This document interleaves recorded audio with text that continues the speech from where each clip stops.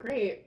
Well, good morning, everyone. Welcome, board members and guests, to the Wednesday, June 24th, 2020 meeting of the Placer County Transportation Planning Agency, Placer County Airport Land Use Commission, Western Placer Consolidated Transportation Services Agency, and the Placer County Local Transportation Authority. We're conducting this meeting via teleconference under Executive Order N-29-20, approved by Governor Newsom on March 17th, 2020. We appreciate your patience. All right, guys.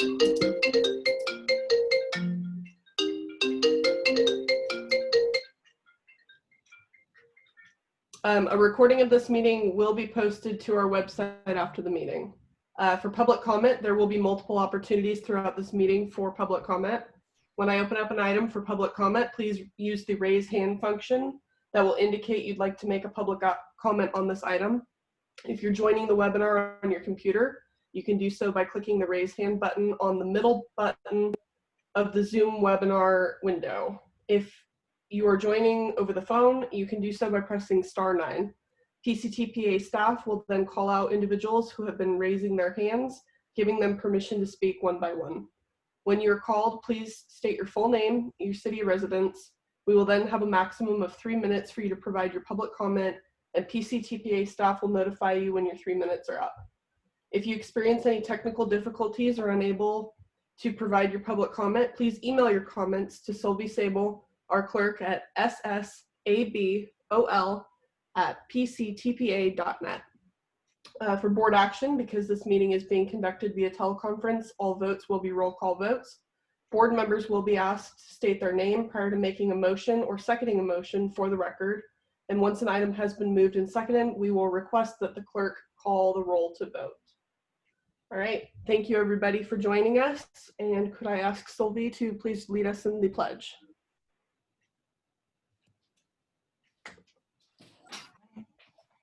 I pledge allegiance to the flag of the United States of America, and to the republic for which it stands, one nation, under God, indivisible, with liberty and justice for all.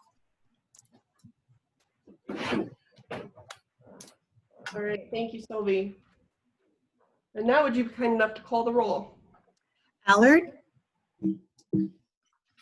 Here. Baker? Here. Broadway? Here. Burris? Here. Holmes? Here. Joyner? Here. Mackey? Here. Euler? Here. All right, thank you. All right, moving to item C, approval of the action minutes for the May 27th, 2020 meeting. Move approval. Second. Broadway will second. All right, Sylvie? Allard? Yes. Baker? Broadway? Yes. Burris? Yes. Holmes? Yes. Okay. Joyner? Yes. Mackey? Aye. Euler? All right, motion carried. Moving on to item D, agenda review. Do I have a motion to approve the agenda order? Albert motions. Holmes second. All right, Sylvie? Allard? Yes. Baker? Aye. Broadway? Yes. Burris? Aye. Holmes? Aye. Joyner? Yes. Mackey? Aye. Euler? Aye. There's such passion in Euler's votes, don't you think? Back off, Joyner. We woke him up. All right, we'll go ahead and move into item E, public comment.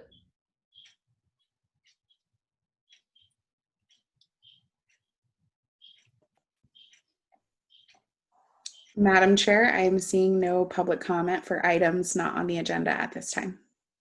All right, beautiful. Then we can go ahead and close public comment and move into item F, consent calendar for the Placer County Transportation Planning Agency.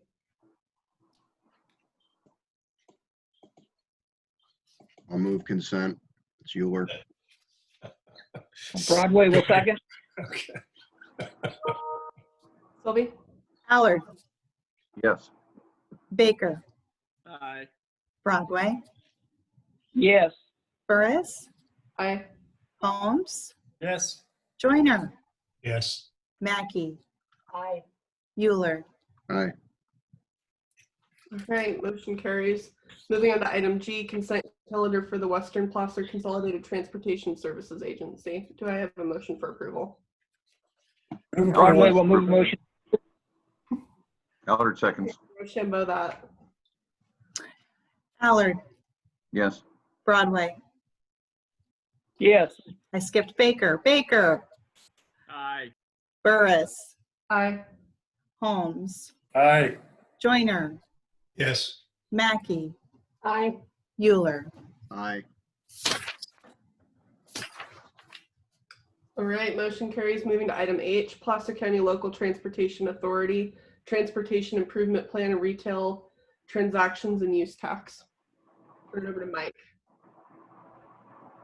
Good morning, Madam Chair and members of the Board of Directors. This morning, we are here to present to you results of the June 2020 polling, and then to make the alternate recommendation, which is recommendation number 6 in the staff report, to direct staff to continue the public outreach plan for the South Placer District Transportation Sales Tax Measure for a potential November 2022 election. What we will be doing this morning is Kurt Balo with FM3, our polling firm that we've used for a number of years, will make a presentation on the results of the polling, and following that, I will make a presentation on the key issues at hand in moving forward with this important project. So with that, Kathleen, can you give me the ability to share screen for the presentation? So you should have the ability, it's on the bottom of your screen. You should be able to click share screen. It says host disabled participant screen sharing. Okay.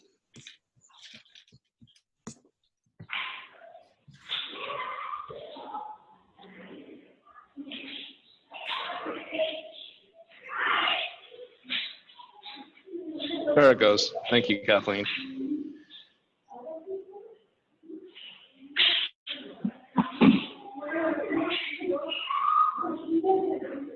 Kurt, why don't you go ahead and make the presentation? I will take it away, and I will try to be enthusiastic given everyone's comments earlier on.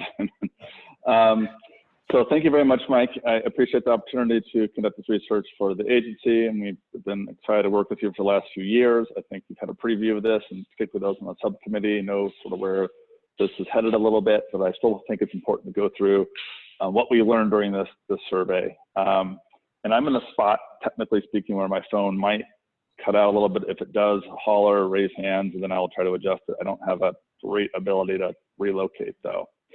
Let's go through slide 1, or move ahead to the next slide. Some quick couple notes about the methodology. It's the same approach that we've used the last couple surveys. 600 interviews in Lincoln, Rockland, and Roseville. We wrapped up on June 10th. A combination of telephone calls and online surveys, and just for purposes of keeping in mind and how to analyze results, full sample, about a 4% margin of sampling error, and about a 6% rounding up for any half samples. Next slide, please, Mike. Thanks. Just a quick note, just a reminder, not everything's going to add up to 100%. We've got a lot of tracks in here, and I think that's actually really helpful in interpreting the results. And just keep in mind that this survey has been in the field with several very momentous things happening in our local community and in the world here in the country. So with that backdrop, I think it's interesting to keep that in mind. All right, so the first section of slides here is where voters' heads are and how they're viewing things. Whoops, don't know what happened to this slide here, but I will speak to it. This is the old Gallup right direction, wrong track slide. And we've been asking this for quite some time. the right direction numbers there was more optimism about what's going on in the community a few years ago, and we saw towards last year those right direction numbers started to dip. They actually rebounded this June from even earlier this year. So broadly speaking, the electorate, and particularly those last couple of surveys, they were very much of the same area and very similar populations, actually picked up a little bit. So a little more enthusiasm or optimism is probably the right word, a little less pessimism about the direction of Placer County. Next slide.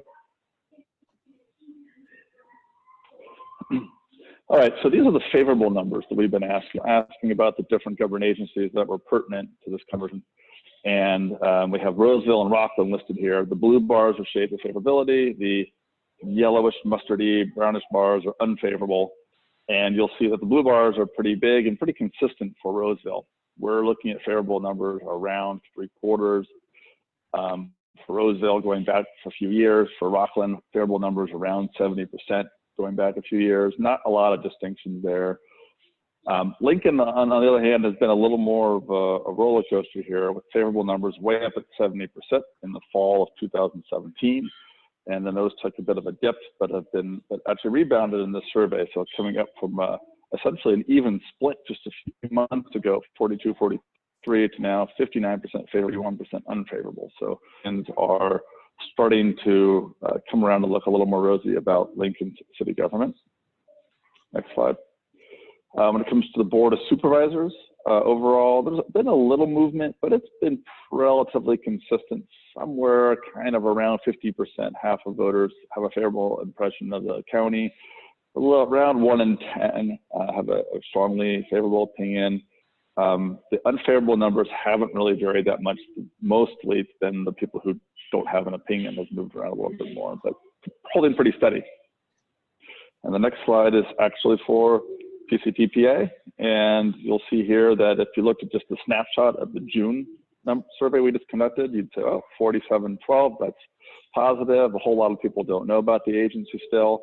But if you look back historically, you'll see that in every survey, there's been a small incremental increase in the favorability numbers. So they've gone up 11 points since the fall of 2017. So while the differences between individual surveys fall within margin of error, to start having this nice historical data, you'll see that the impressions have improved.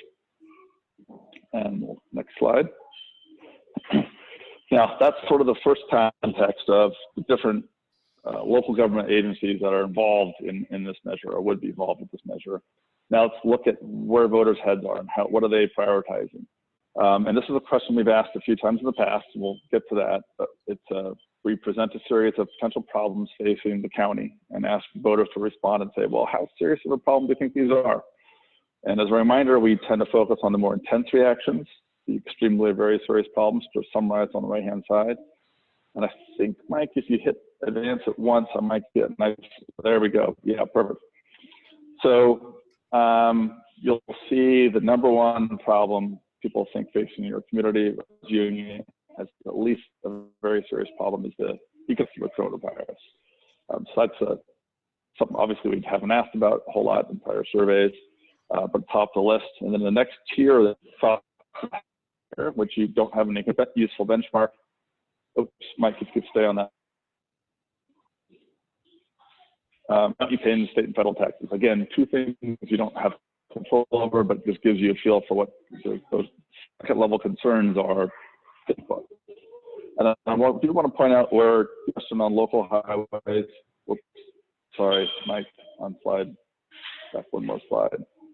I do want to hear that traffic congestion on local 35% feel like that is an extremely very serious problem. And we'll see in a couple of slides that number used to be much higher. So on this slide, we're moving down the scale here, and you're seeing a number of items that are seen as extremely very serious problems by a third or more, but not nearly at the same level of intensity here. Relevant to our purposes here, reductions in state funding for transportation. It's in the mix, but not very high level. Potholes, conditions of roadways, not particularly salient. Waste and mismanagement, local government, also not a huge problem here, nor the amount of paying local taxes. Why don't we go on to the next slide then? Yeah, so here's our tracking slide. I mean, two slides in this series. So look, Pat, the first time we asked about it in that March survey, we threw it on to last second, and we based it just the impact of the coronavirus because it was a last second addition. And at that point in time, it was a slightly different problem as we presented it, but you could see the concerns have increased dramatically, as have a few other couple things, economic concerns like job and employment, but a bunch of these other kind of hanging out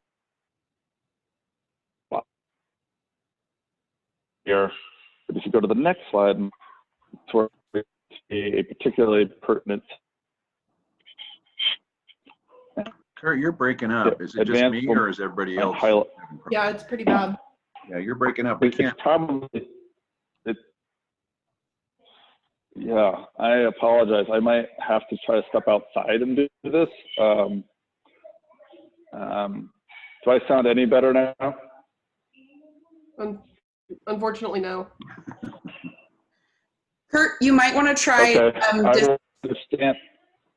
You might want to try turning off the video portion and just connecting the audio. Sometimes that helps.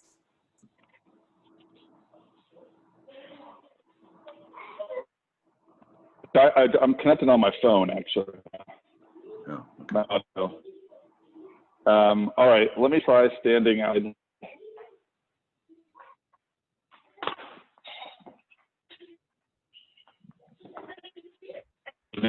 I might not be able to see this section. Will be better.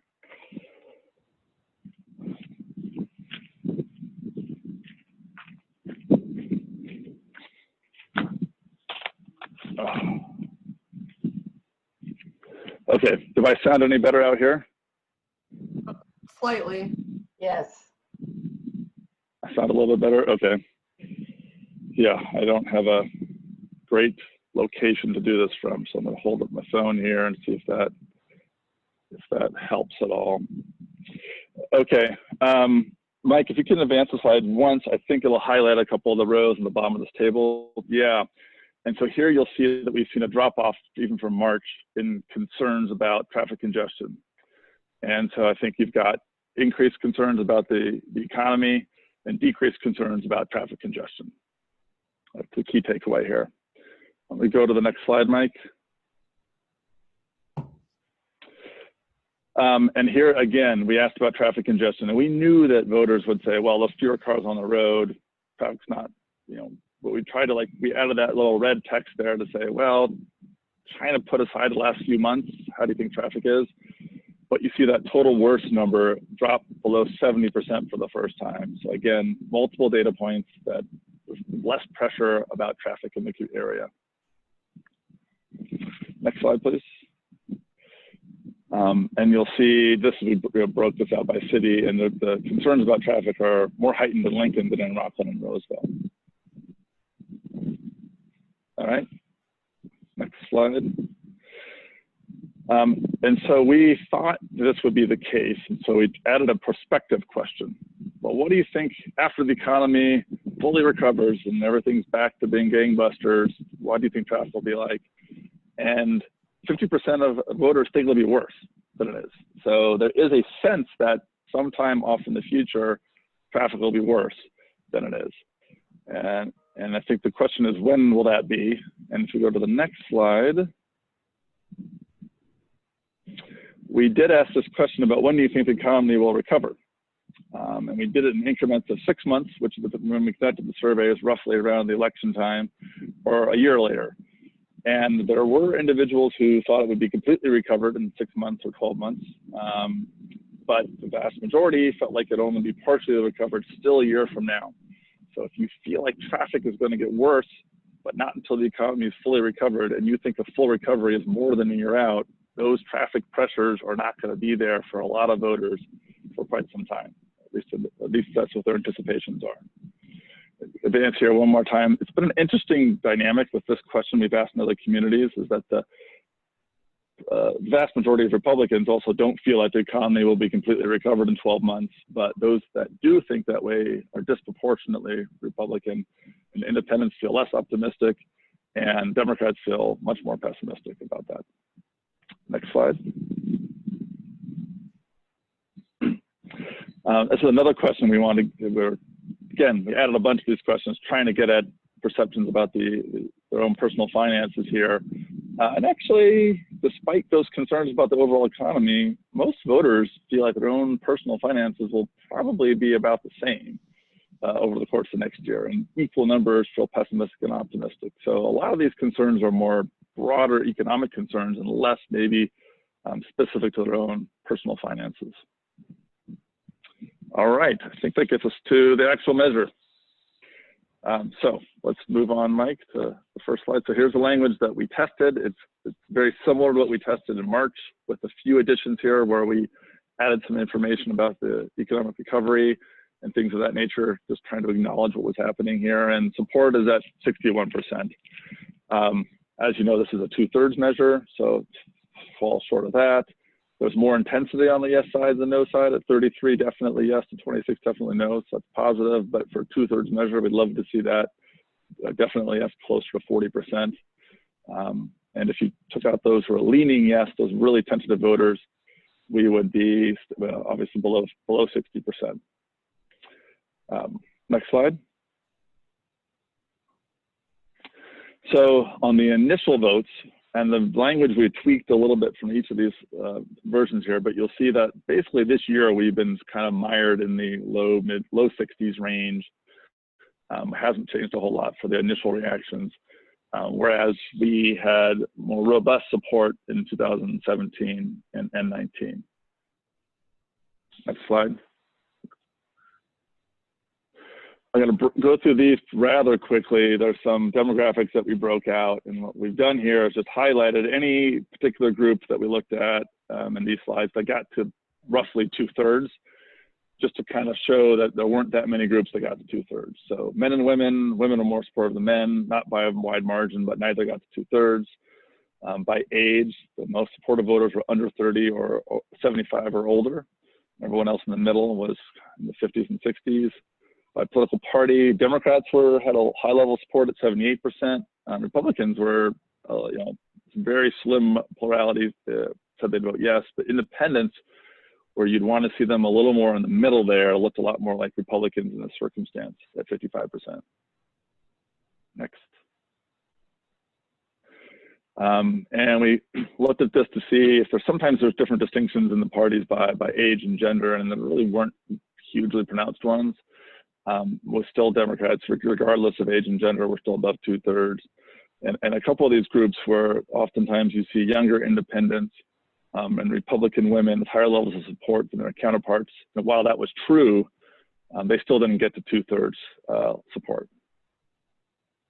Next slide. Despite Lincoln feeling the traffic was the worst there of the three cities, their support looked just like Rockland's essentially. Roseville was a little bit higher support at essentially right at the 2/3 level, or right about there. And also Supervisor District 3. Next slide. These are the more interesting slides here. So if you think the traffic congestion is getting better or worse, or has been getting better or worse, sorry, your support was kind of the same, 64 to 66. So the feeling of traffic now didn't make a huge difference.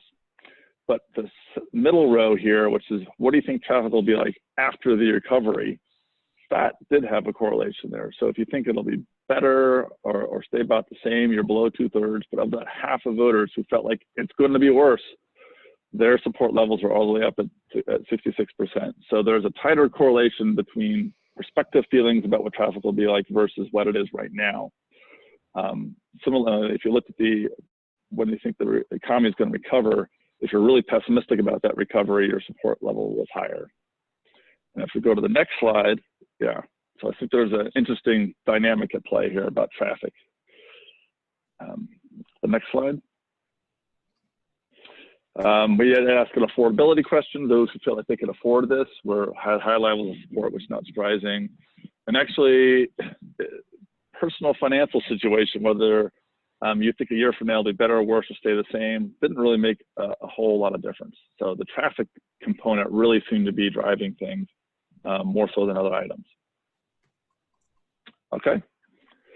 So we did ask an open-ended question. if you indicate you vote yes, we asked you in your own words, tell us why, and it's the same reasons that we've seen over and over again. Generally, address traffic and a lot of specific references to the 8065 or 65 itself, and also some general comments about roadways are dangerous and infrastructure needs to be improvement.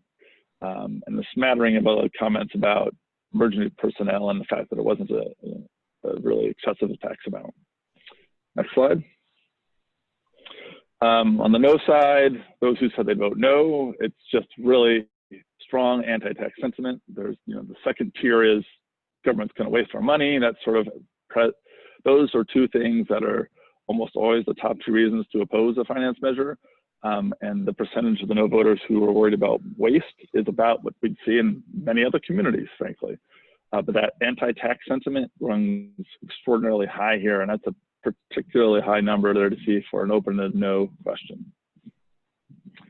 Next slide. Again, we did ask this, can you afford it or not? And we're seeing support in the low 60s for this measure, but we're seeing 72% feel like they can afford it. And again, we had a couple of those crosstabs we looked at here. It seems to be more about other items here for many voters. Move on. So next thing we do is we're going to walk through what were the impacts of going through the pro and con arguments. So we started off at 61, and we went through a series of pro and con arguments. Why should vote yes, why should vote no? And we've always seen that exchange drop support. But in this case, it dropped it down to 54%. And we see the intensity, the definitely yes, definitely no, come into parity. Next slide, please. And we rotated the pro and con arguments. We've done this for the last few slides here. And if you look at the total yes votes here for this half sample, they got the positives first. So this is the best case scenario. This is, what if the first things they heard were a bunch of reasons why you should support this measure? Where's the ceiling? And we barely moved it up a point, went to 61 to 62%. And then after negatives, it came back down to that 54% number. So we're seeing that in the best case scenario, we still didn't quite reach the 2/3 threshold. The next slide shows the flip of that, which is, well, what if we go to negatives first, and that support dropped down pretty precipitously, down to 48%, although positives were able to bring it back up to a pretty similar number in the mid-50s. Next slide. Another way of trying to judge whether something's viable or not is, well, what about the vote consistency? And we've got 47% who said they consistently vote yes. That's not bad for a 2/3 measure, but you've got already 30% who each of the 3 times we asked said they'd vote no. And that leaves a situation where you need almost all those swing voters, those who are undecided all the way through or move their positions. You need almost all of them to move into the yes side to reach 2/3, which is a challenging endeavor. All right, next slide. This is just a little bit of the comparison of the language tweaks that we made from the March survey, and you'll see that we truncated a few items to slip in some references to creating jobs and economic recovery and things of that nature. I hope we can move past this one, Mike. Thanks. So this is some of the data we had on prior slide, but I think this is a particularly important slide to look at this historically. So on the bottom of this is all the stuff that led up to Measure M. And Mike, if you can click advance once, you'll see this will pop up here, that February survey of 2016. That's the last public survey the agency conducted prior to placement.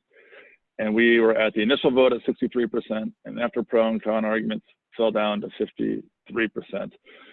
And ultimately, Measure M ended up at 64%, which is pretty similar to where the initial vote was. And you'll see that that looks awfully similar to almost all the surveys we've conducted in 2020.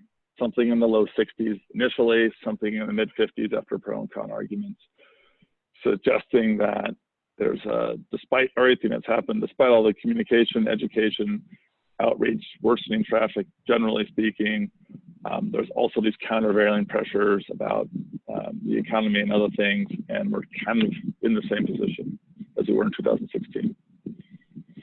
Next slide. I'll just quickly go through some of the pro and con arguments here. So the next slide is the positives. So these are arguments in favor of the measure. A number of these we've tested before, and a few of these other ones are new based upon the economic realities.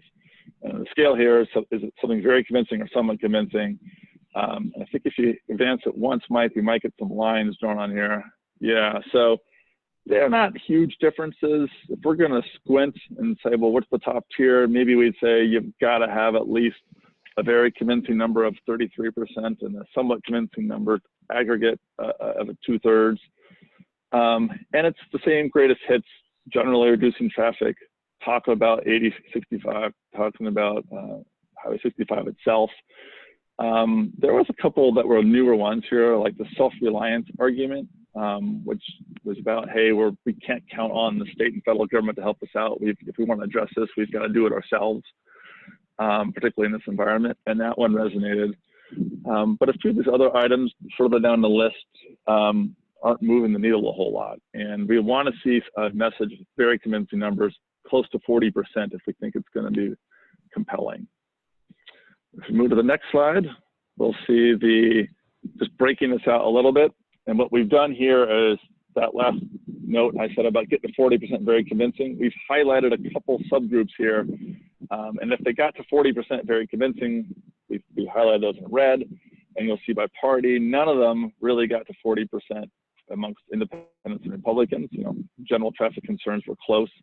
And by city, only a couple of them did. And again, it was, well, not that many. Lincoln had the most concerns about traffic, so that message resonated with them more strongly than other cities, but still not that many got to that 40% threshold. Next slide, please.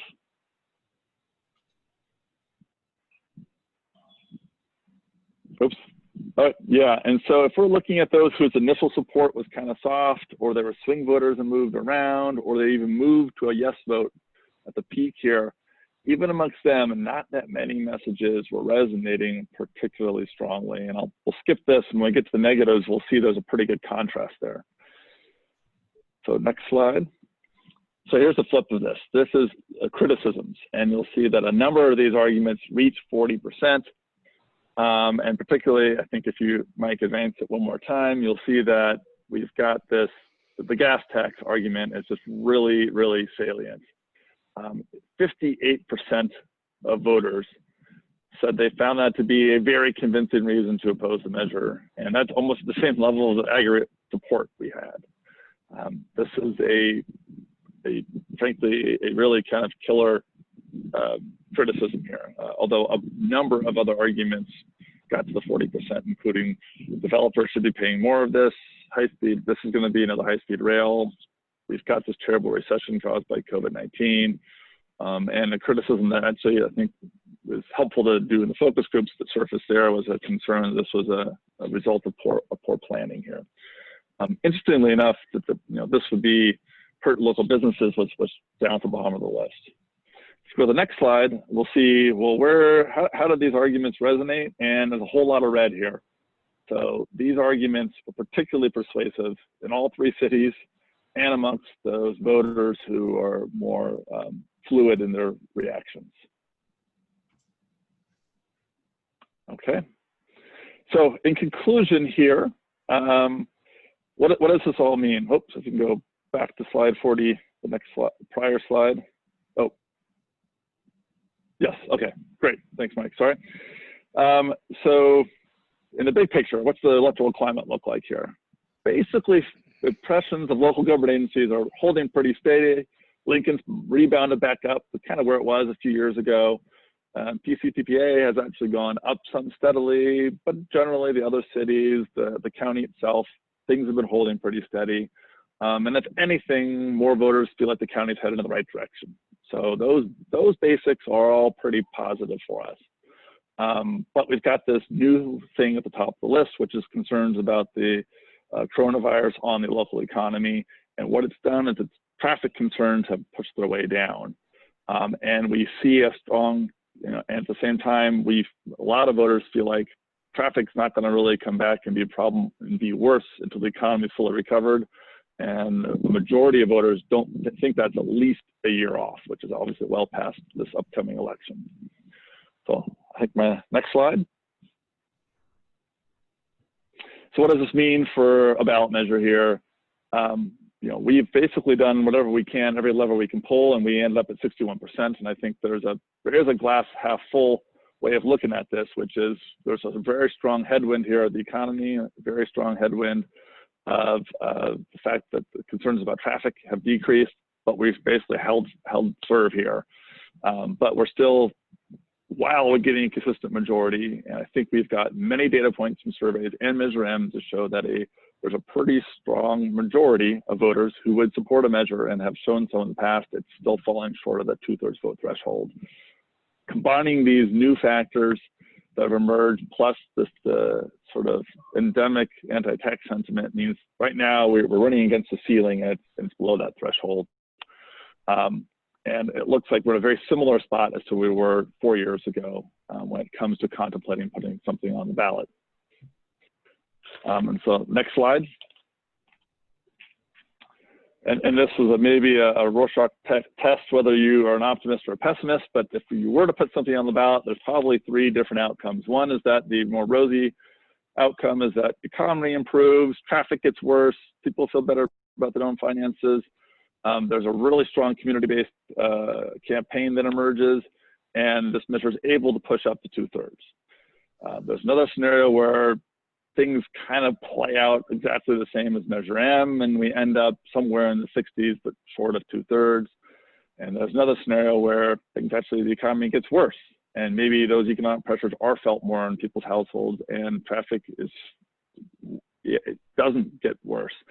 And we actually end up with the worst case scenario. It seems like that option number 1 is increasingly a less likely outcome. And therefore, looking at those results, it seems like putting something on the ballot is a pretty risky endeavor. And going forward, looking at the subsequent future elections is probably the course that's a little more prudent. And I think there's a few others who've been working on this for a number of years who have got additional thoughts on this. And I will pause for questions and for other commentary. Are there any technical questions related to the survey that the board would like to ask of Kurt before we kind of go on to, kind of what are some next steps and key issues? I'm not seeing anything, Mike.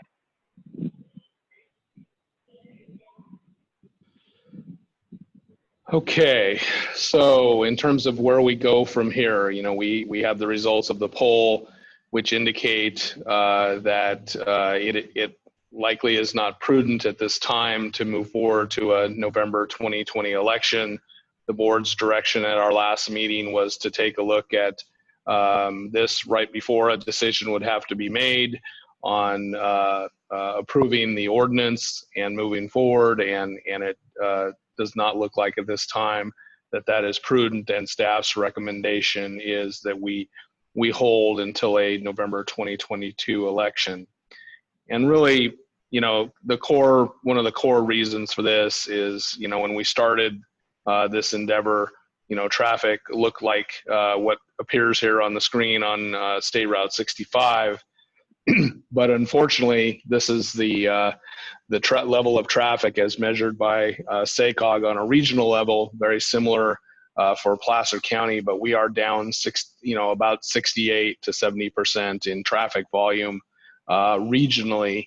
And until those numbers come up, we really don't have a way to approach the voters of South Placer County to convince them to move forward on this. They have to touch, smell, taste, experience traffic really to be able to see this as or to have this recover as a top issue for them. Certainly, in the polling, folks expressed that traffic would be at least the same or probably worse when things recover.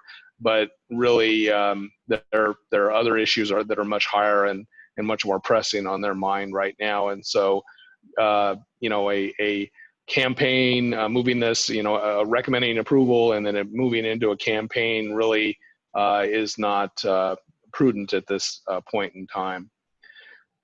And so what are some of the key issues, in moving forward? Finding, funding for key projects really is the core mission of PCTPA, and it's harder these days. You know, the state and the federal government are now requiring as much as 50% of a match, as we've talked about for the last few years, and so in moving, you know, there is no choice but to find funding that will solve our transportation issues in the county. We do have some opportunities for some SB1 grant programs, and those will fund some of our projects that we have on our work program that will help us in the area of public transit, but they are not going to fund our key expansion projects, those being Highway 65 widening or the phase 2 and phase 3 of the interchange. Traffic, we know, will return as the economy improves. A sign of a healthy economy is traffic. I mean, the two go together hand in hand. But you know, it is some months out at best case, and maybe longer if things keep continuing the way we have. If we have things like a second wave or some of those other things that we don't really want to think about at this point. But even as things return, COVID-19 will probably result in a greater reliance upon the single occupancy vehicle, because there really is going to be a fear of using things like public transit, where, you know, increased densities of people are going to be an ongoing concern until we have a vaccine or we have some other solutions that allow people to regain confidence in these high density modes of transit. And you know, public transit is at a crossroads. Placer and the Sacramento region really require a full operational analysis, you know, in the near future to determine what works and doesn't work. And COVID-19 certainly will change that.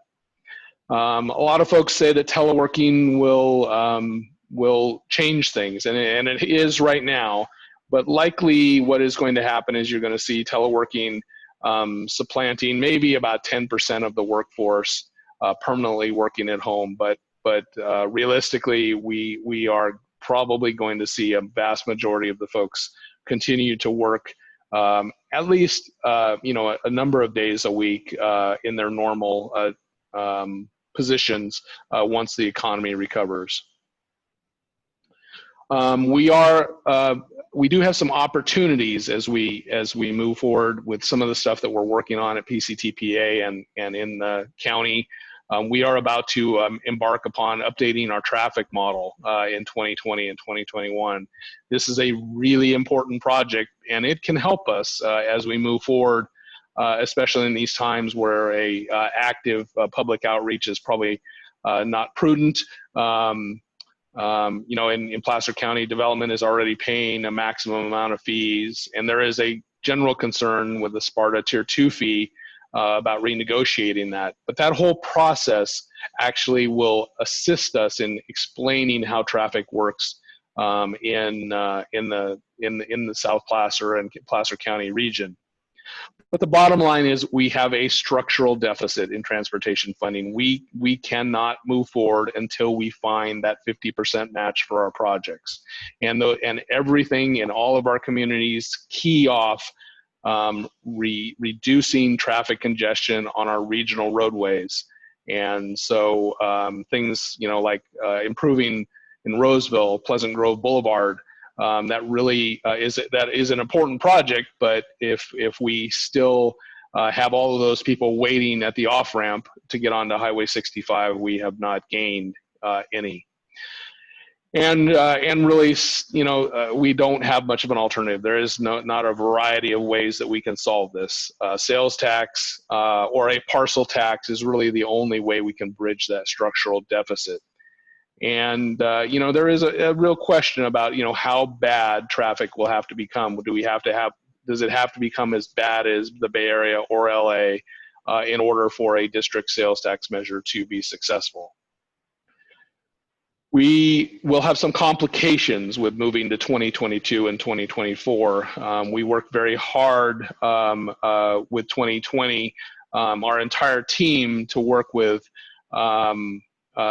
work on the ability to have this be the sole revenue item on the local ballot. And we work very closely with school districts and the cities and the counties to ensure that. And we're going to have to start that process of negotiation, if you will, all over again for 2022 or potentially 2024. And we can't predict what the state will do and what they'll put on those 2022 or 2024 ballots. Certainly the split roll is going to happen on this November 20 ballot. But in 2022 or 2024, we may see some very large revenue measures coming forward with a state education bond, environmental bonds, or other state revenue issues. But really the key for the 2022 or 2024 election is the economy and traffic returning to prior levels. So what are our key points moving forward here in the near term? Today we're presenting you the results, and staff is recommending item number 6 in the staff report, which is to continue on with our outreach. On July 1st, we will commence a limited public outreach as in our overall work plan. Some of the things that we started at the end of our outreach will finish. We're not able to start the Galleria kiosk. We are legally obligated through a lease agreement to continue on with that. So we will implement that and tie that to those projects that we're going to be working on, like the traffic model update, and use that as a resource, or the Placer Sacramento Action Plan, use that as a resource. And we're going to probably focus really on the importance of traffic and transportation, and educating the public on the basics of traffic and transportation, as opposed to trying to convince them of a funding strategy at this point in time. And at this point in time, we don't think it's prudent to have a consultant team working on this probably until the spring of 2021. For those exact reasons, we don't have a great need to push out a message other than basic education and have a consultant advising us at this point. We will then come back to you on August 26th with a brief update on the OWP and budget update, but really in the fall is where we will get into our reconfiguration of things. In late September, we and our member jurisdictions will receive a sales tax data update, and that's going to be a really telling point in time to see whether the 20% that we included in our PCTPA budget, is that enough of a cut, or is sales tax data going to be worse than expected, and we'll have to make further adjustments. We will take all that data, all that sales tax projections, working very closely with our jurisdictions, and coming back to you for likely a formal amendment, as we normally do, of our overall work plan in October, and present to you a revised outreach plan. We did, over the past 2 years, we spent about $1.4 million on outreach for the 2020 election. And as you saw, it resulted in things like people actually know who PCTPA is, what we represent, what we do, what are the benefits of solving traffic congestion issues for the county. But we worked hard to gather these funds, and it was a point in time where we had the ability, because of sales tax revenue was up significantly, to spend that amount of time. Likely is, even in best case scenarios, we're going to have reduced levels of funding, and it will be a challenge for 2022 and 2024. Because this is a top priority of our agency, that is probably going to necessitate some restructuring of our work program to enable us to focus on 2022 or 2024. And very likely, we are going to have to request additional funding from our jurisdictions for a 2022 or 2024 election, probably in the area of increased LTF allocated towards this project. And then again, we recommend that we re-engage our kind of full outreach program in January, but really gauge that as we have been in the past few months on whether the economy is recovering and how we are moving forward with the COVID-19 crisis. And if traffic has recovered so that we can say that message, or whether we should, push it off a month or 2 months. So January 1st is our target today to restart our outreach in full earnest, but we really have to make sure that is the date that we should do that, or whether we should hold a little bit longer. So with that, I will conclude. I'd be happy to answer any questions that you have, but we are recommending action item number 6 in your staff report at this time.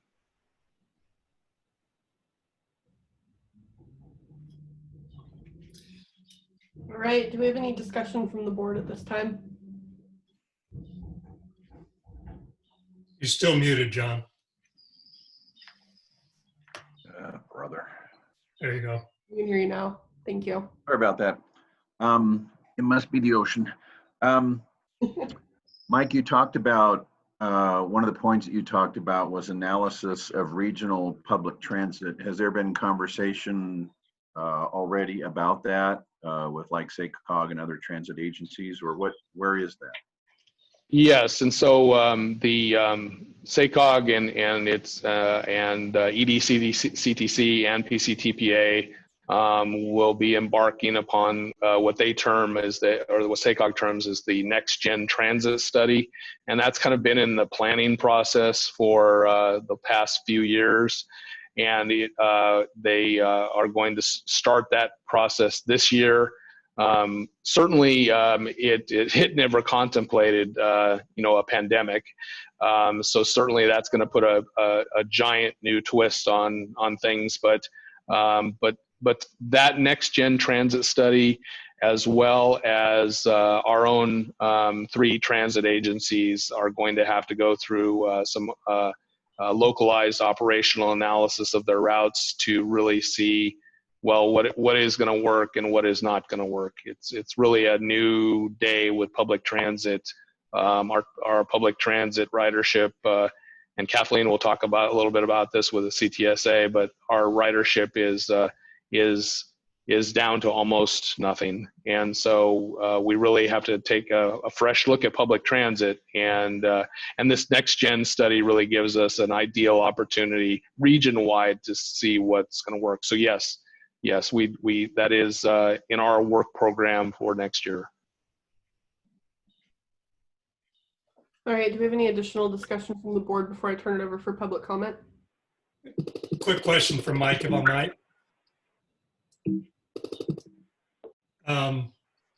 Mike, I'm curious, the legislation that allowed us to establish this district, does that expire at some point in time? Is there a window of opportunity here, or is that? No. Yeah. Excuse me. No, Assembly Bill 1413, although it was discussed as a pilot bill for the 3 counties, Solano County, San Diego County, and Placer, does not have any expiration date. The pilot nature was that they were going to see how those 3 counties go before they move forward. And in fact, Solano County, they had never planned to start before 2022. And San Diego County is kind of one part of the county is looking at moving forward, and then the north part of the county is not going to look at it until 2022. So no, there is no expiration date, and so us moving forward to either 2022 or 24 is not impacted by the legislation. Now, certainly the legislature could change the law, but at least at this point in time, they're other than maybe some cleanup language, the legislature really it has no plans to make our legislation expire. All right, thank you.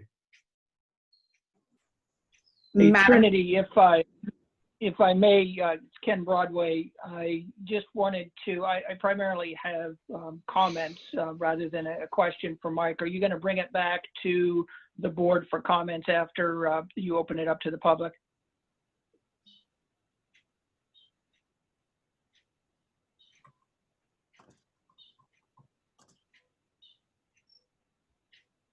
Trinity, did you hear that question? Sorry, I couldn't hear it. My audio is cutting out. Did you not hear my question, Trinity? No, I couldn't. All right, sorry about that. So Trinity, my question was, I basically have some comments rather than any questions specifically for Mike or the FSB team, but are you going to bring it back to comments from the board after you open it up to the public? Yes. Okay, perfect. Then I will wait till then. Thank you. All right, does anyone else have anything else before we bring it to the public? All right, let's go ahead and open it up to public comment. Madam Chair, the first thing we have is we have a couple email comments that our clerk, Sylvie Sable, would read into the record. All right, beautiful. First comment, can everybody hear me? I can. Okay. First comment is from Susan Rohan, Roseville resident. She wrote, I hope the board will authorize an appropriately timed outreach geared to inform decisions in 2022 and, if necessary, 2024. I also hope they will leave the door open for future discussions on the value of a countywide outreach program versus just one that supports the recently passed legislation. We've all been reminded how quickly circumstances can change, and this proposed action would allow staff and future boards to be as nimble as possible. I thank the board and staff for all the efforts put forth thus far to move forward on being a self-help county. The second comment is from John Talman of West Park Communities. And he wrote, I am unable to participate in the board meeting tomorrow, but wanted to address item H on the agenda, the report on the proposed transportation sales tax. West Park has been an active participant in the efforts to date to bring the voters a measure to put in place a transportation sales tax in Placer County to address increasing traffic issues on our arterial highway and an interstate system. We believe strongly in the need to identify a self-help source of funding for transportation projects, and that reliance upon the state or federal government to step up to their responsibility will only yield a worsening condition. It appears that the most recent poll results show that 2020 may not be the right time to bring this matter again before the voters. There is so much happening in our state, in our nation, and in the world that communicating a conjugate message to voters why a sales tax is the right solution to address traffic is unlikely to be heard. Should the board decide not to pursue a sales tax measure this year, we would strongly recommend the board keep the resident education process going, letting residents know what the agency faces in terms of financial hurdles to funding roadway improvements, who is responsible for this funding, and why a local measure is the only means of ensuring construction of these critical projects. It is important to keep the momentum on what has been accomplished in educating the community and to be ready for the next opportunity to go before the voters, whether that be 2022 or 2024. That's it. Hey, Sylvie, would you mind forwarding me the body of that particular email? I'm starting to have some audio issues and part of it cut out. You bet. We'll do that. And then Kathleen, do we have any hands raised for public comment live? We do, Madam Chair, and I just want to remind folks that if you'd like to make a public comment, now's the time to click raise hand or dial *9. The first person to make a public comment is Chris Benson. Chris Benson, you should be able to speak.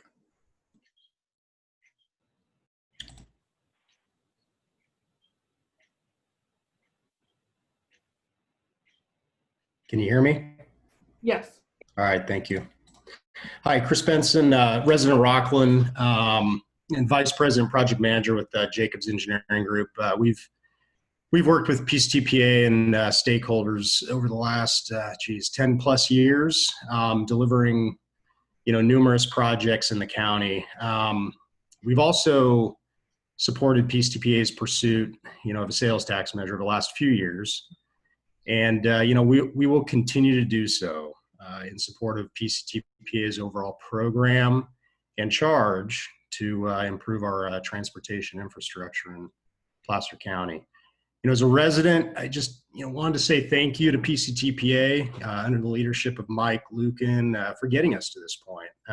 This has been quite the undertaking to date, and I, as a resident, look forward to the organization's continued leadership as we make a sales tax measure happen in the future. Thank you.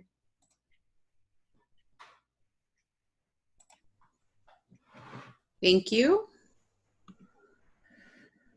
Our next speaker is Tom and Drury. Tom, you should be able to speak. Okay, thank you. Yeah, Tom and Drury, Executive Director from the Lincoln Area Chamber of Commerce. I don't need to go over the importance of this ballot measure, so I won't rehash that, like preaching to the choir. So I want to echo what Chris Benson just said. The Chamber's support of the PCTPA, Mike's leadership's been tremendous. So we would like to, as a chamber, would hope that you would consider today continuing the public outreach that you guys are going to be voting on here soon. So again, thank you for all you do. And as a stakeholder from Lincoln, we just hope you continue to go forward with the outreach. So thank you. Thank you. The next person to speak will be Chris Smith. Chris, if you unmute yourself, yep, there you go. You should be able to speak.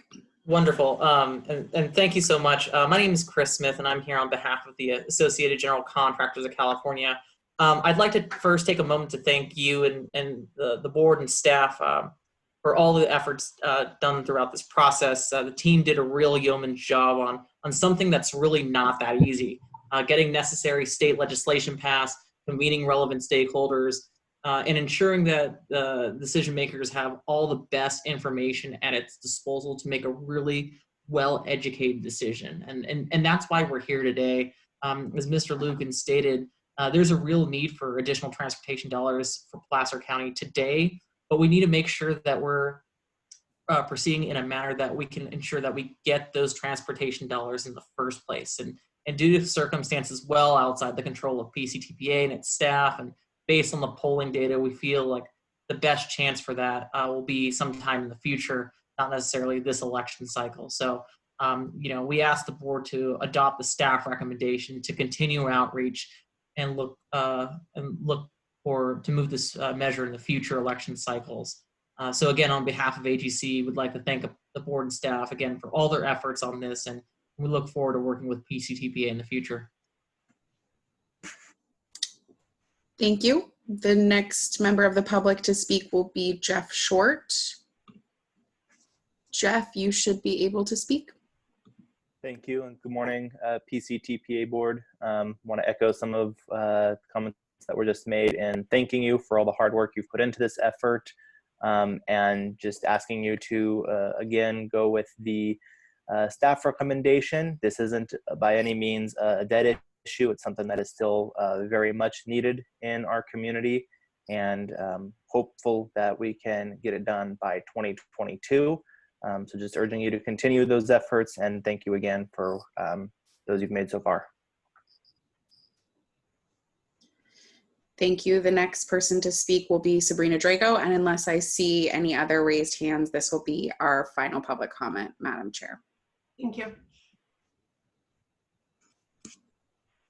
Sabrina, you should be able to speak. Oh, sorry. Good morning. This is Sabrina Drago, proud resident of Loomis and AVP and area manager at WSP.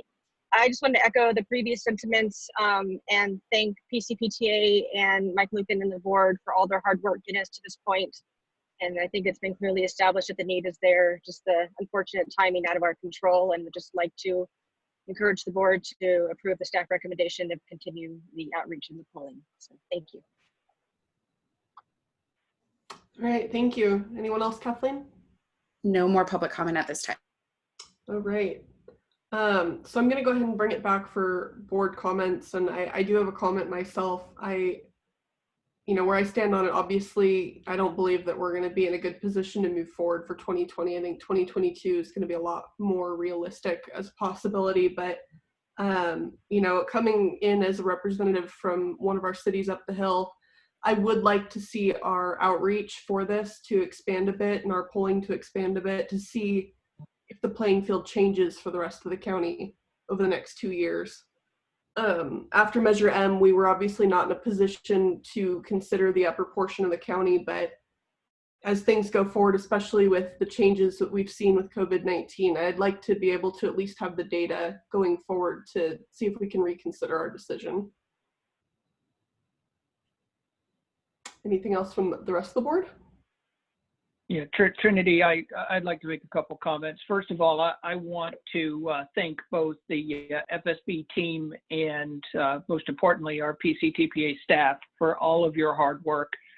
We couldn't be at this place that we're at without the hard work and effort that's been put into this. You've given us the opportunity now to make essentially a decision that we couldn't make otherwise. So at this point in time, again, I just want to thank the staff for their hard work.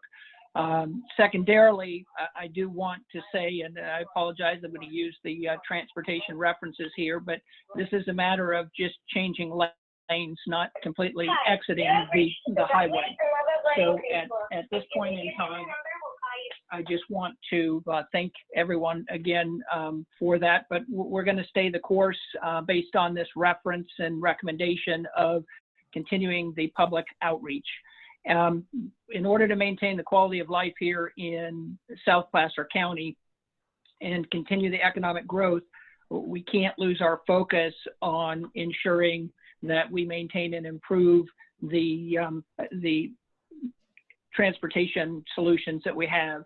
When you look at the I-80 65 interchange, you look at 65, this isn't going to happen without the proper funding. So continuing to move forward, I'm looking to see what we can accomplish in 2022, but continuing this public outreach, I completely support that recommendation from staff.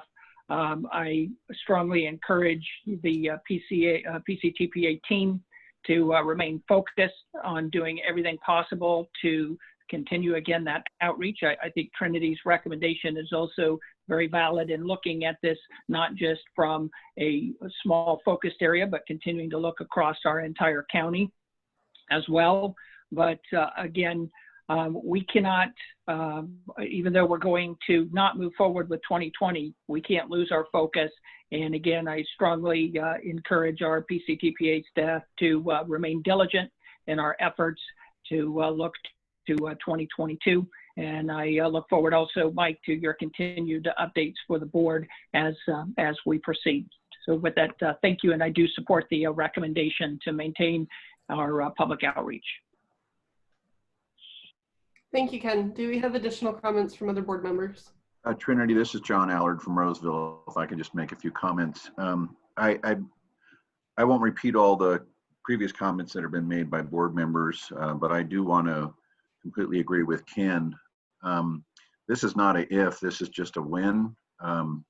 Frankly, I wish we could go forward with this in November this year, but I think the polling results really open our eyes to where we are right now. Who would have ever expected a virus to knock us off track when it comes to necessary transportation improvements, but it certainly has. That's the reality. And we need to be honest with ourselves. If the vote's not there, it would be a huge mistake to go out to the voters a second time and lose, because I think that puts us in a deeper hole for when we go back to them a third time. I would like to thank Mike and his PCTPA team, the board members and member agencies, and our very capable political and polling folks for all the work they've done. You've done an exceptional job. Sometimes you can't move an iceberg as quickly as you'd like to, and I think that's where we are. But I would like to say, and I think Ken touched on this a little bit, South Placer County and Placer County in general is a very attractive place for people to come, whether it's to work, to shop, to play, to live, to start a business, to expand a business. And I am very concerned that that attractiveness is beginning to disintegrate. It's not the right word, but I'm going to use it, as traffic continues to increase, and especially on Highway 65. I've had conversations with people who have had plans to do expansion and construction along 65 who have said, until this is fixed, I'm not going to invest any more money on the 65 corridor, which is tragic because that is, frankly, that affects Roseville, Rockland, Lincoln, and the rest of the county. And I think that's becoming an issue.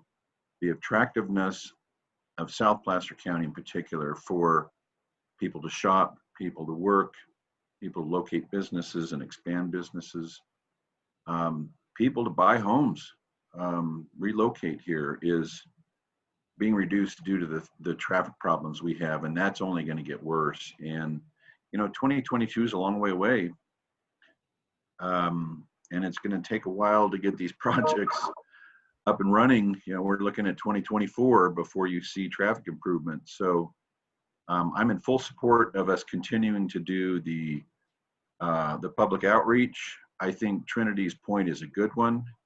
I think Susan Rohan also mentioned it.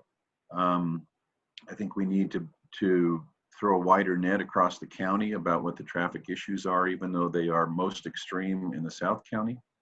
And I just want to thank everybody for your efforts. We got to stay focused. We got to keep moving forward for this thing because, as I said, it's not if, it's when. This has to be done. Whatever it looks like, whenever it is, it has to be done because we do not have the funding, as Mike pointed out in his presentation, to solve our traffic problem. So thank you. Thank you, John. Trinity, I'd like to make a short comment. Yes, please. I'm not going to belabor this because I agree with everything that my fellow board members have stated. I want to thank Mike and all of his efforts in this. I know he's worked hard. All of the PCTPA staff has. It's a little disappointing, but I'd also like to echo what Susan Rohan said and what Trinity said. We really need to look back at the entire county when we go back out again for 22 or 24, whatever the case may be, because the traffic is not going to get any better. COVID is just a blip in time as far as I'm concerned. And by the time we get any of these projects going, it's going to be much, much worse. So I would hope that we would continue looking at Auburn, the Auburn area, as well as all the way up to Colfax. I think that it is a necessity, and I would appreciate your efforts on this. So thank you very much, and I am in support of the number 6 on our agenda. Thank you. Anyone else? I'll make a comment. I'll keep it short and simply echo my colleagues' comments. I think that Director Broadway was right on point, as was Director Allard. I'm more than open to the notion of taking a look again at a county-wide measure, if that makes sense. We do have the option of going back to the district if need be. I think what I do want to say is that this was almost a perfect storm. Nobody could have seen this coming. But even in the face of that, I think it's absolutely critical that we get this done, that we continue to look towards the future, and that it should remain a top priority for all of us on the PCTPA board and staff. And I want to thank the staff and the staff of FSB for their really Herculean work on this. And I will support the staff's recommendation as well. Thank you, Paul. Any additional comments from the board? Director Holmes here. I agree with all the comments. Ken Broadway, you hit the nail right on the head as far as what we need to do. Again, thank you, Mike, and all the staff for the hard work to get us to this point. But I think the prudent way to go is to move forward to 2022. Thank you.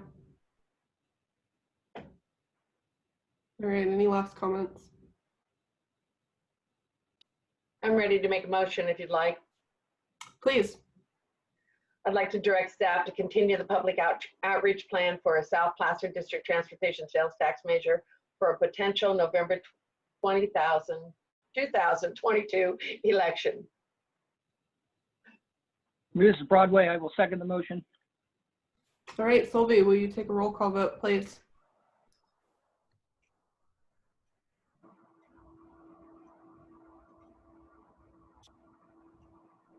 You muted, Sylvie.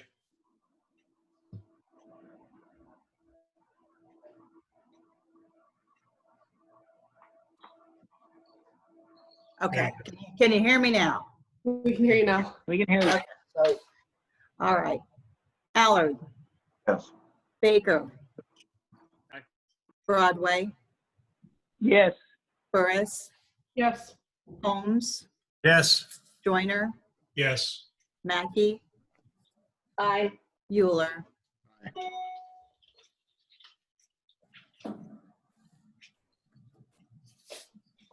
All right. Thank you. So we will go ahead and move on to item I-80 Auxiliary Lane Project Contract Amendment, Final Design Authorization to Negotiate and Sign. Good morning, members of the board. We're requesting the board today to authorize the executive director to negotiate and sign a contract amendment with Dockin Engineering not to exceed $200,000 to complete the final design for the I-80 Auxiliary Lanes project. The board authorized back in January 2018 a contract with Dockin Engineering for a not to exceed $1.4 million for final design and right of way. Recently, during this past spring here, during the review of the 90% design submittal, there have been several unanticipated issues that have risen regarding utility location and drainage issues, and these were discovered during the spring here as we were doing a review of the 90% design. So these issues will require additional engineering.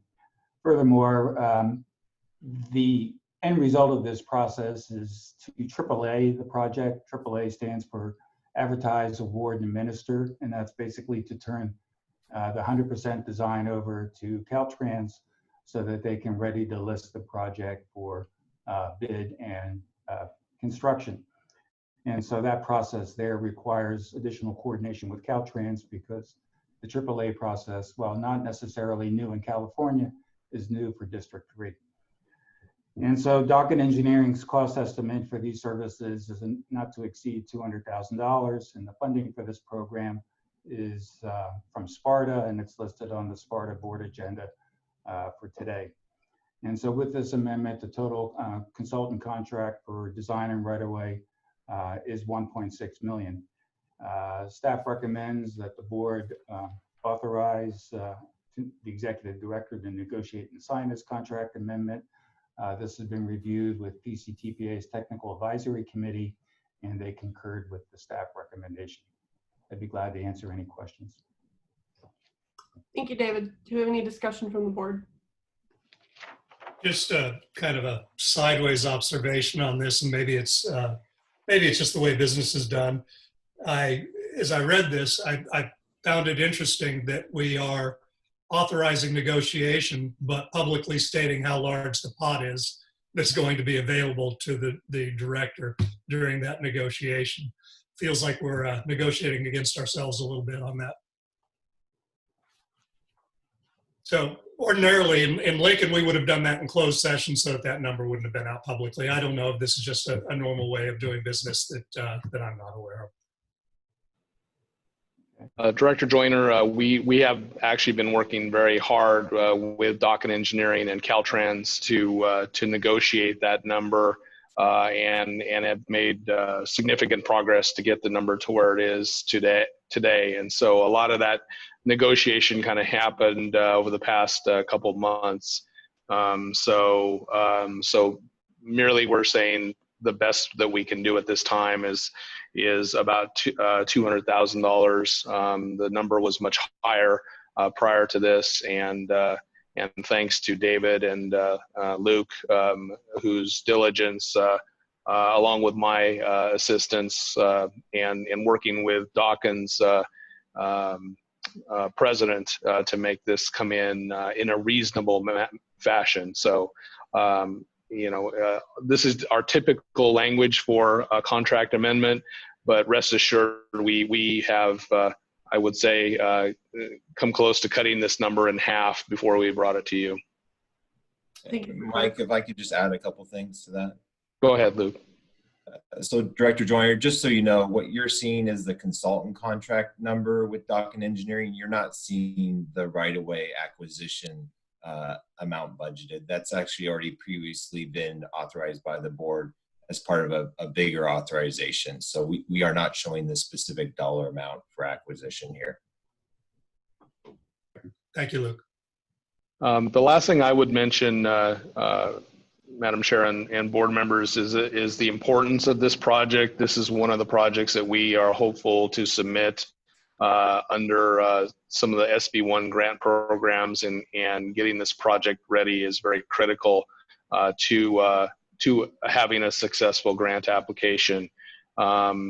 And then if we are not successful in those grant applications, then we will be at a point where, when we return for a 2022 sales tax vote, this project, with possibly some minor corrections as Caltrans rules change, we would be in a great position to move forward with this project in 2022. So this is very, very critical to project readiness for this important project. Okay, beautiful. Do we have additional comments or questions from the board at this time? All right, I'm going to go ahead and open it up for public comment. Do we have any public comment? Madam Chair, I'm seeing no public comment at this time. All right. In that case, I will bring it back to the board for comments and or a motion. Director Holmes moves approval. Second. Sylvie? Allard, Yes. Baker, Broadway, Yes. Burris, Yes. Holmes, Yes. Joyner, Aye. Mackey, Aye. Euler. Aye. Great, motion passes. We will move to item J, Placer County Airport Land Use Compatibility Plan Update Contract Award. Okay, I have this item as well. So once again, we're requesting the board to authorize the executive director to negotiate and sign a contract for a not to exceed amount of $180,000 with Mead and Hunt to update the 2014 Airport Land Use Compatibility Plan, including environmental review. As you may recall, we have, the board has done a consistency review for the airport layout plan for Auburn Municipal Airport, and currently the airport layout plan for Lincoln Regional Airport is with the FAA, and once that review process is completed, it'll be brought to the board for a consistency review. That said, the two airport layout plans require a comprehensive update of the Airport Land Use Compatibility Plan. So back in March, we issued an RFP, a request for proposal, and that was submitted to 26 firms. 2 proposals were submitted. We put together a selection committee that consisted of representatives from the city of Lincoln, the city of Auburn, Placer County, and as well as PCTPA. And it was the review selection committee basically was unanimous pick was Mead and Hunt, and that was based on their prior experience. They prepared the 2000 Airport Land Use Compatibility Plan for this agency, the 2014 plan as well. They have statewide and national experience in airport land use, airport planning capabilities. Mead and Hunt's cost estimate is $180,000. Reflecting on the prior comment for the prior agenda item, we spent time during April and May negotiating with Mead and Hunt, and so the amount here represents the effort of that negotiation. The funding for the LUCP update is included in PCTPA's fiscal year 2021 overall work program. Work would start beginning July, early July, and the funding contribution also includes local contributions both from the city of Lincoln and the city of Auburn towards this effort. And so we have a concurrence from the selection committee on Mead and Hunt, and the technical advisory committee for PCTPA also concurred with the staff recommendation. And so we're recommending that the board authorize the executive director to negotiate and sign a contract with Mead and Hunt for ALUCP services. I'd be glad to answer any questions. Thank you, David. Any questions or comments from the board? All right. I'll go ahead and make a motion to approve the item. I do have to bring it for public comment first. Kathleen, do we have any public comment on the item? Madam Chair, I'm seeing no public comment at this time. All right, beautiful. Then I will go ahead and come back to Joyner's motion. Do we have seconds. Allard, Yes. Baker, Aye. Broadway, Yes. Burris, Yes. Holmes, Yes. Joyner, Yes. Mackey, Aye. Euler. Aye. All right, motion carries. Moving to item K, fiscal year 2020-2021 budget adoption, Western Placer Consolidated Transportation Services Agency. Good morning. This is my item. To begin with the Western Placer Consolidated Transportation Services Agency, or CTSA budget, we're going to take a look at the revenues.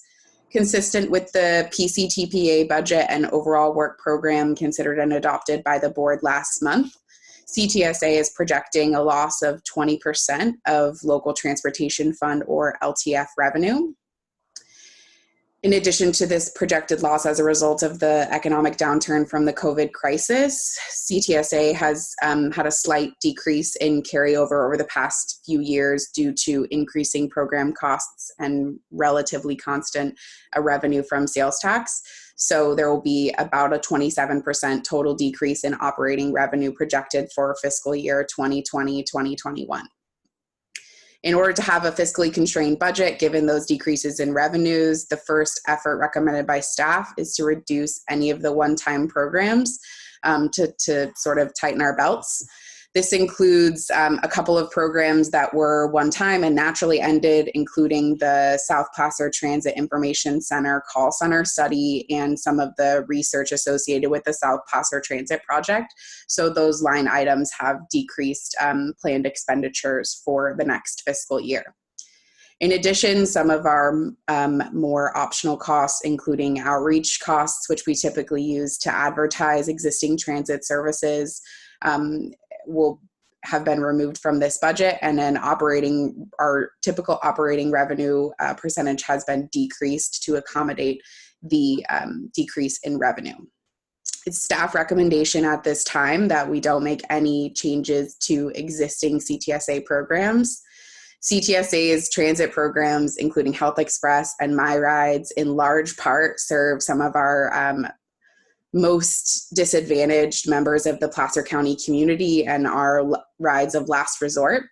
As Mike mentioned earlier, there was some decrease in ridership, particularly in April, but with some of the elective medical appointments being rescheduled for lots of folks who have ongoing health needs, particularly our seniors and folks with disabilities, we're seeing a significant increase in demand for ridership to and from medical appointments, which is a big part of what CTSA's services provide.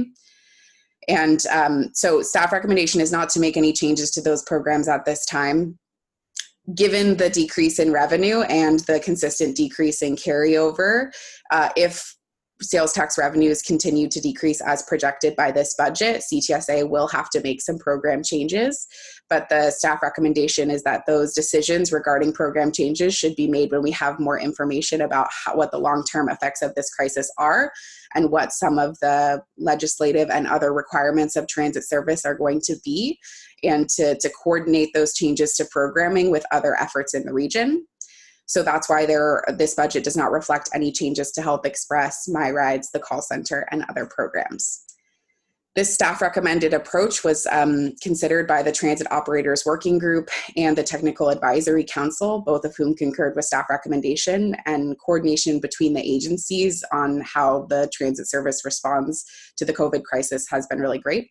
So the staff recommendation is approval of this budget, and I'm happy to take any questions at this time. All right, any board questions? All right, seeing none, I'm going to open it up to public comment. Do we have any public comment at this time? Madam Chair, I am seeing no public comment at this time. All right, I will bring it back to the board for approval. Allard, move approval. Joiner, second. Broadway, second. Colby? Allard, Yes. Baker, Aye. Broadway, Yes. Burris, Yes. Holmes, Yes. Joyner, Yes. Mackey, Aye. Euler.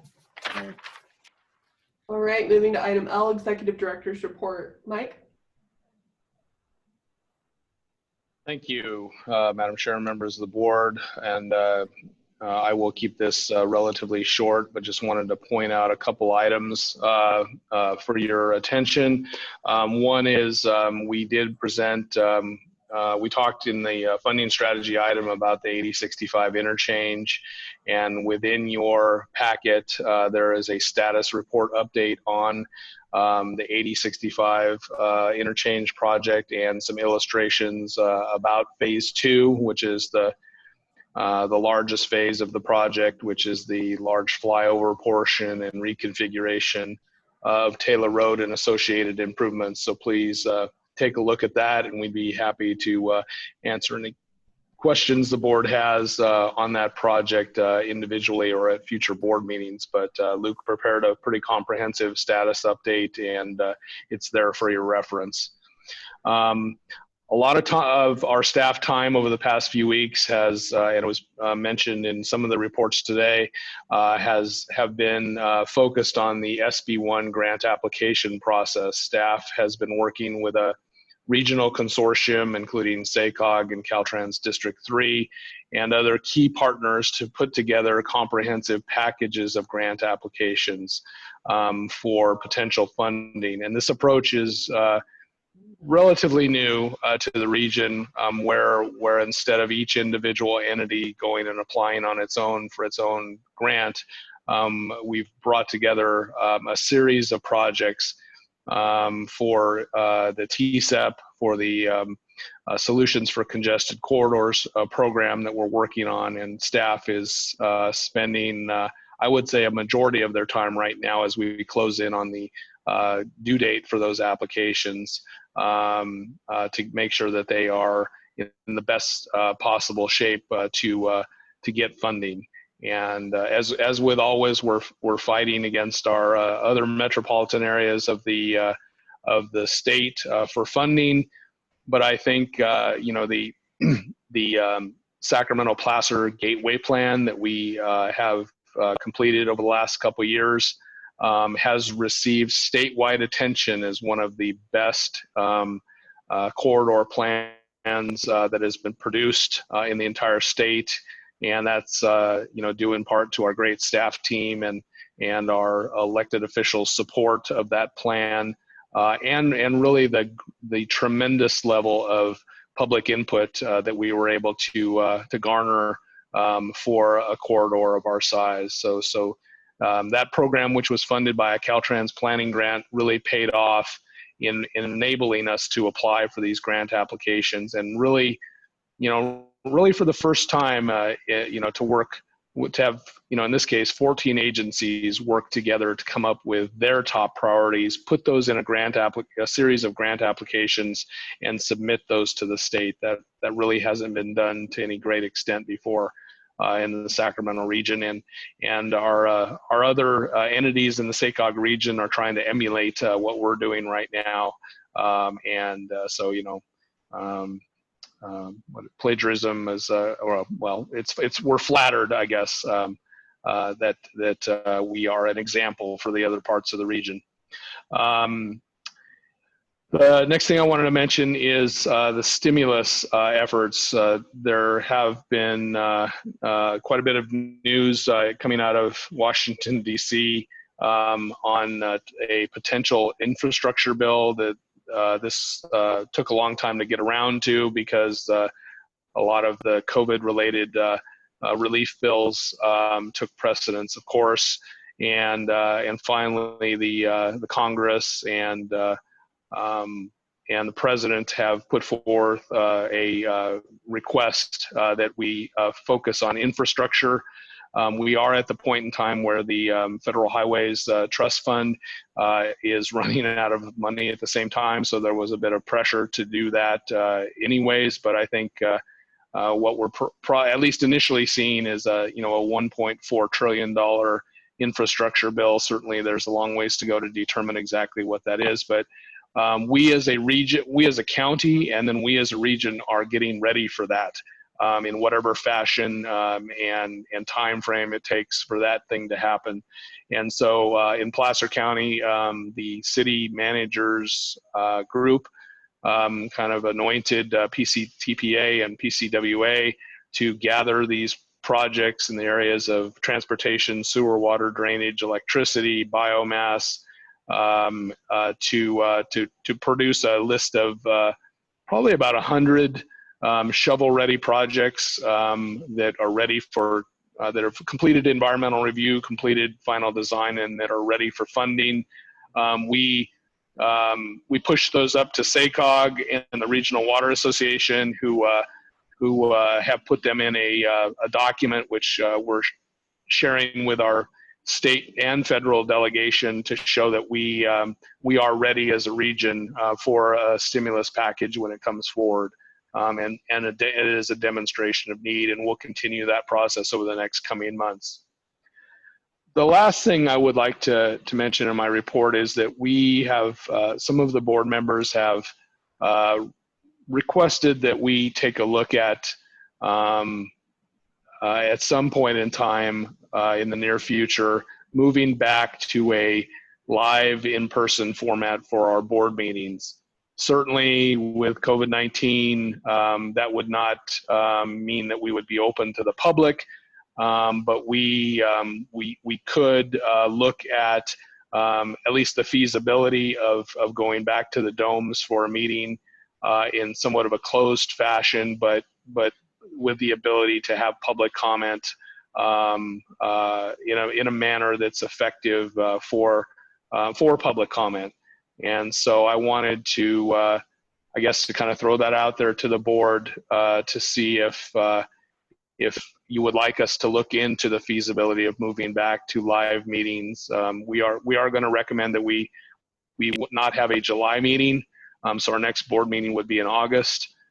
So if you so desire, we can look into the feasibility of moving back into a not back to where we were, but to a meeting where we, at least the board and staff can meet together as opposed to on Zoom.